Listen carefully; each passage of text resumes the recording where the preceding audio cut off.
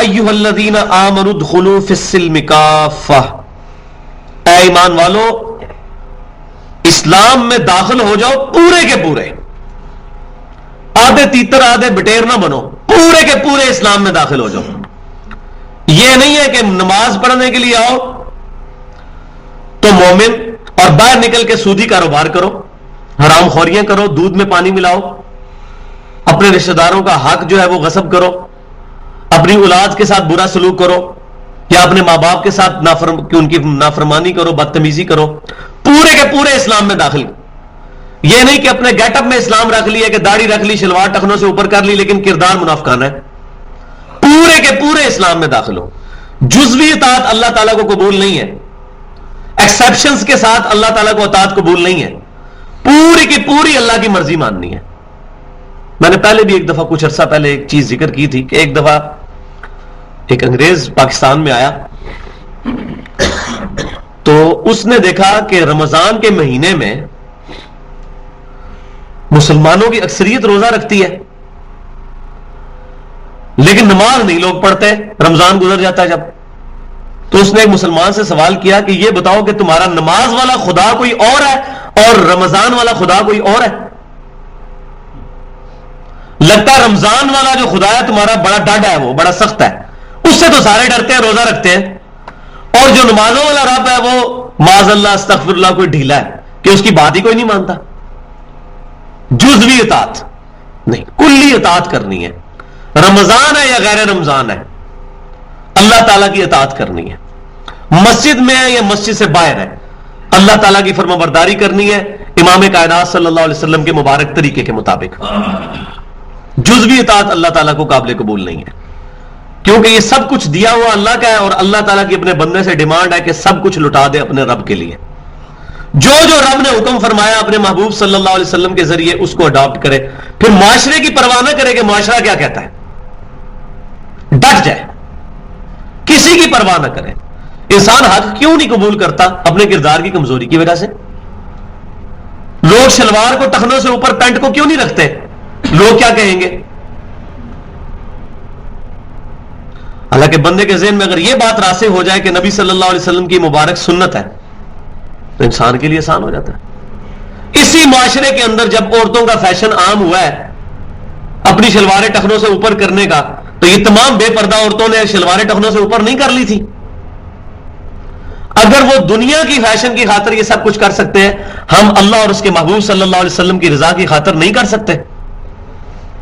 جبکہ ان کو دنیا داری کا ریوارڈ دنیا میں بھی شاید نہ ملے، لیکن اللہ تبارک و تعالیٰ اپنے محبوب صلی اللہ علیہ وسلم کی سچی اتباع کے بدلے میں دنیا میں بھی سکون دے گا، اور آخرت کا ان گنت انعام اور کامیابی وہ تو ابھی مقدر ہونے والی ہے انشاءاللہ۔ تو اے ایمان والو پورے کے پورے دین میں داخل ہو جاؤ، آدھے نہیں، پورے کے پورے دین میں۔ نماز قائم کرنے کا مطلب یہ ہے کہ مسجد کے اندر اگر نماز قائم کی ہے، نماز کو پڑھا ہے، تو باہر نکل کے اس نماز کی حفاظت بھی کی جائے۔ اگر مسجد میں دعا کی ہے اللہ ہمیں سیدھے راستے پر چلا، راستہ ان لوگوں کا جن پر تیرا انعام ہوا، اور گمراہوں کے اور غضب شدہ جو لوگ ہیں ان کے راستے سے بچا، تو باہر نکل کے اس کے لیے کوشش بھی کریں۔ کوشش نہیں کریں گے تو کچھ نہیں ہوگا۔ جس بندے کو پیاس لگی ہے اس کو پانی تو گلاس میں ڈال کے پینا پڑے گا، پھر اس کی پیاس بجھے گی۔ اللہ تعالیٰ اس پر قادر ہے کہ بغیر اس کے بجھا دے، لیکن دنیا کو اللہ تعالیٰ نے فزیکل لاز کے ساتھ جوڑا ہے۔ جو سردیوں میں ننگے پاؤں زمین پر گھومے گا اس کو ٹھنڈ لگے گی، یہ اللہ تعالیٰ کا فزیکل لا ہے، یہ فزیکل فینومینا ہے۔ جو آگ میں ہاتھ رکھے گا آگ اس کو جلائے گی۔ ابراہیم علیہ السلام کے لیے ایک دفعہ ہی ٹھنڈی ہوئی ہے نا آگ، اس کے بعد کوئی روز روز تو نہیں ٹھنڈی ہوتی۔ اسی طریقے سے جس نے حق قبول کرنا ہے تو اس کو خود ایفرٹ کرنی پڑے گی۔ والذین جاہدوا فینا لنہدینہم سبلنا، جو لوگ ہماری راہ میں کوشش کریں گے ہم اپنی راہیں ان کے لیے کھول دیں گے۔ It is the responsibility of all mighty اللہ، کہ جو بندہ بھی اپنی ایفرٹ پٹ کرے گا اللہ تعالیٰ اس کو ہدایت ضرور دے گا، چاہے وہ سلمان فارسی ہوگا۔ 4 دین اپنے بدل کے نبی صلی اللہ علیہ وسلم کے قدموں تک پہنچے ہیں کہ نہیں؟ کدھر سے چلے اور کہاں پہنچے؟ یہ اللہ تعالیٰ کی رسپانسبلٹی ہے۔ جو اللہ تعالیٰ کے لیے ایفرٹ پٹ کرے گا اللہ تعالیٰ اس کو انعام دے گا، لیکن کک ہم نے مارنی ہے۔ موٹر سائیکل کا سارا کنٹرول ایکسیلیٹر کے ہاتھ میں بعد میں آتا ہے، پہلے کک مارنی پڑتی ہے اس کو سٹارٹ کرنے کے لیے. اللہ تعالیٰ اپنی مخلوق سے ہی چاہتا ہے کہ پہلے وہ میری طرف قدم بڑھائے، پھر میں اس کے لیے راستے کھولوں گا. کیونکہ ایمان سب سے ایلیٹ چیز ہے، اس کائنات میں سب سے قیمتی چیز ہے. یہ کوئی ریڈیو پہ بکنے والی چیز نہیں ہے، یہ ایفرٹ کرنے والے کو ملے گی. چاہے وہ ایک موچی ہے، ایفرٹ کرے گا اس کو مل جائے گی. اور کوئی دنیا کا سب سے بڑا انٹلیکچوئل ہے، کوئی ڈاکٹر انجینئر ہے، اگر وہ ایفرٹ نہیں کرے گا اس کو ہدایت نہیں ملے گی. دنیا کے اندر وہ پی ایچ ڈی ہوگا لیکن اللہ کی معرفت میں زیرو ہوگا.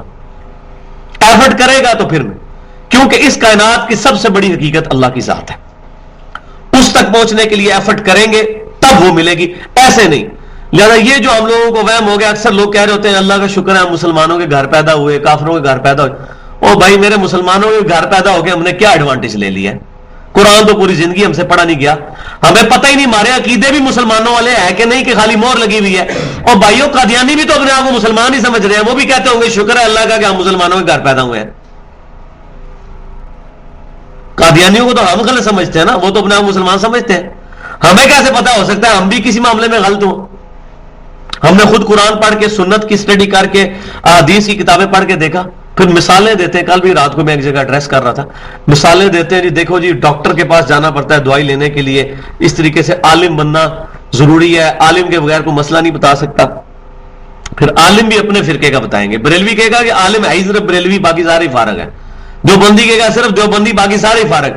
اہل حدیث کہے گا باقی سارے فارغ، ہماری عالم ہے. پھر جھگڑا شروع ہو جائے گا. بھائیو دنیا کی مثال دین پر نہیں دی جا سکتی، اس لیے کہ ڈاکٹر بننا ہر انسان پہ فرض ہے کیا؟ نہیں. علم دین حاصل کرنا ہر انسان پر فرض ہے کہ نہیں؟ مسلمان ہو یا غیر مسلم، اس کو حاصل کرنا ضروری ہے. افحسبتم انما خلقناکم عبثا وانکم الینا لا ترجعون، کیا تم نے یہ سمجھ لیا کہ ہم نے تمہیں فضول پیدا کر دیا اور تمہیں مر کے ہمارے پاس نہیں آنا؟ یہ تو تمام انسانوں سے خطاب ہو رہا ہے. ہر انسان نے کامیابی حاصل کرنی ہے، یہ ہدی للناس ہے قرآن. تو ایفرٹ پٹ کریں گے تو تب رزلٹ. تو دنیا کی مثال دینا غلط ہے. آخرت میں اللہ کے حضور کامیابی ہر بندے کی ضرورت ہے. لہذا اللہ تبارک و تعالی نے ہر شخص کو اتنا دماغ دیا ہے کہ وہ قرآن اور سنت کو اسٹڈی کر کے ایٹ لیسٹ اپنے عقائد و نظریات درست کر لے. یہ کوئی راکٹ سائنس نہیں ہے. یہ صرف وہ لوگ کہتے ہیں جن کے اپنے عقیدے اور نظریات خود قرآن کے خلاف ہوتے ہیں. وہ کب کہیں گے قرآن خود پڑھو یا بخاری اور مسلم خود پڑھو؟ ان کو تو ٹینشن پڑ جائے گی کہ بخاری مسلم پڑھ لی تو یہ نماز ہی دوسرے طریقے میں پڑھنا شروع کر دے گا. وہ کہیں گے بھائی ڈائریکٹ نہ پڑھو گمراہ ہو جاؤ گے. ہمیں بھی یہی کہتے تھے، ہم بھی لوگوں کو یہی بتاتے تھے. اس کو ٹینشن ہو جائے گی جب قرآن میں پڑھے گا ایاک نعبد و ایاک نستعین، تو اس کو بات سمجھ آئے گی کہ میں نے عبادت بھی اللہ کی کرنی ہے، دعا بھی اللہ سے مانگنی ہے. پھر وہ نہ سیدنا علی سے دعا مانگے گا، نہ سیدنا شیخ عبد القادر جیلانی رحمۃ اللہ علیہ سے دعا مانگے گا. تو گمراہ تو ہوگا نا وہ، کیونکہ وہ جو اسٹیبلش نظریات ہیں ان کے خلاف جا رہا ہوگا. تو اس کو پھر منع کیا جائے گا ڈائریکٹ نہیں پڑھنا، تفسیر ساتھ پڑھو. اور تفسیر مولوی نے کی ہوگی اپنی، حدیث کے ساتھ نہیں کی ہوگی، اپنی تفسیر. ایاک نعبد و ایاک نستعین کی تفسیر لکھی ہوگی، یا علی مدد کہنا بھی ٹھیک ہے، فلانے کو پکارنا بھی ٹھیک، یہ تفسیر ہوئی ہوگی. اور حدیث ساتھ کوئی نہیں ہوگی. اللہ کے اذن سے ہی کرتے ہیں. اور بھائیو اللہ کے اذن سے ہی سارے کام ہو رہے ہیں. یہ جو بارش برستی ہے اللہ کے اذن سے ہی فرشتے برساتے ہیں نا. تو بارش ہم اللہ سے مانگیں گے فرشتوں سے؟ تو بس اختیار تو فرشتوں کو دیا ہوا اللہ تعالیٰ نے. سیدنا علی یا شیخ عبد القادر جیلانی کا اختیار تو قرآن حدیث میں کہیں موجود نہیں ہے. ان کو تو پکارنا ہی بڑی دور کی بات ہے. فرشتوں کا تو اختیار موجود ہے کہ وہ اللہ کے اختیار سے بارش برساتے ہیں. تو ہم فرشتوں کو کہیں گے کہ فرشتوں بارش نازل کرو؟ اللہ سے مانگے. مانگنا اللہ سے ہے، اللہ جس کی بھی ڈیوٹی لگاتے ہیں فرشتوں کے ذریعے کرے ہوا. اللہ کے علاوہ کسی اور کو پکارنا ایاک نعبد و ایاک نستعین کے خلاف ہے. اور جب اس کے خلاف جائیں گے تو ہمارے نظریات پھر خود بخود ہی، پھر مسلمان ہونے پہ ہم کیا فخر کریں گے؟ ہم تو قرآن پاک کے مخالفت میں چل رہے ہوں گے. تو پورے کے پورے اسلام میں داخل ہو جاؤ. وَلَا تَتَّبِعُوا خُطُوَاتِ الشَّيْطَانِ، اور مت چلو شیطان کے راستوں پر. اس سے یہ بھی پتا چلا کہ شیطان کے راستے بہت زیادہ ہیں. حق کا راستہ ایک ہی ہے، اهْدِنَا الصِّرَاطَ الْمُسْتَقِيمَ، چلا ہمیں سیدھے راستے پر، راستوں پر نہیں. چاروں ہی حق ہے، پانچوں ہی حق ہے، سارے ہی حق ہے، اس طرح نہیں. راستہ ایک حق ہے، اهْدِنَا الصِّرَاطَ الْمُسْتَقِيمَ، چلا सीधे रास्ते पर, सिरातल लज़ीना अनअमता अलैहिम, उन लोगों के रास्ते पर, उन लोगों के रास्तों पर नहीं है, उन लोगों के रास्ते पर जिन पर तेरा इनाम हुआ। रास्ता एक ही है, वो है इमाम कायनात सय्यदुल अव्वलीन वल आखिरीन शफीउल मुज़निबीन रहमतुल लिल आलमीन सय्यदुना व मौलाना इमाम आजम मुहम्मदुर रसूलुल्लाह सल्लल्लाहु अलैहि वसल्लम का मुबारक रास्ता है। एक ही रास्ता, चार रास्ते कोई नहीं भाई, एक ही रास्ता है, एक ही इमाम है, बाकी सारे इमाम उसके अंडर है। तो शैतान के रास्तों की पैरवी मत करना। अब शैतान के रास्ते कहीं अकायद और नजरियात में बिगाड़ की शक्ल में सामने आते हैं। हमारे इंडिया पाकिस्तान में इंडिया के 2 शहरों के नाम हमारी मस्जिदों के बाहर लिखे हुए, आप देख लें। एक दीन था जो इमाम कायनात सल्लल्लाहु अलैहि वसल्लम को दिया गया, उस दीन के पहले टुकड़े हुए, टुकड़े दर टुकड़े होते गए। पहले उसको चारों इमामों के साथ गलत मंसूब किया गया, इमाम हनीफा, इमाम शाफी, इमाम मालिक, इमाम अहमद हम्बल रहमहुमुल्लाह अजमईन, उनका कोई कसूर नहीं है। ईसा अलैहिस्सलाम को अगर लोग पूज रहे हैं, हजरत ईसा का कोई कसूर नहीं है। उन इमामों के तो अक़वाल यहां लिख के लगाए हुए हमने, वो सामने। हमारी कोई बात कुरान और सुन्नत के खिलाफ वो छोड़ दो। उनके मानने वाले कहते हैं नहीं, हमारा इमाम तो है ही नबी है, नाऊज़ु बिल्लाह, कहते नहीं है जुबान हाल से ही, उनकी कोई बात कुरान हदीस के खिलाफ हो ही नहीं सकती, नहीं छोड़ते। हम कहते हैं सिर्फ एक शख्स है जो मासूम है, इमाम कायनात सल्लल्लाहु अलैहि वसल्लम, उन्हीं की पैरवी का हुक्म है। मैं युतिअर रसूल फक़द अता अल्लाह, जिसने रसूल की इताअत की उसने अल्लाह की इताअत की।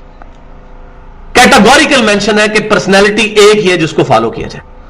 तो कहीं अकायद और नजरियात का इख्तिलाफ, और कहीं फिर हमारे किरदार में शैतान ने कमजोरियां डालने की खातिर बेहयाई के अंदर मुब्तला कर दिया। ये खुतवात शैतान क्या है? ये आज जो ये मोबाइलों के इतने बड़े बड़े पोस्टर जो है गलियों और चौराहों में लगे हुए हैं, लोगों को बदनिगाही की तरफ अलग ऐलान दावत दे रहे हैं, ये शैतान के रास्ते हैं। मोबाइल शैतान का एक रास्ता बन चुका है। मैं ये नहीं कहता कि मोबाइल का इस्तेमाल हराम है, इसका गलत इस्तेमाल, छुरी का इस्तेमाल सही भी हो सकता है, गलत भी हो सकता है, लेकिन ये जरिया बना हुआ है।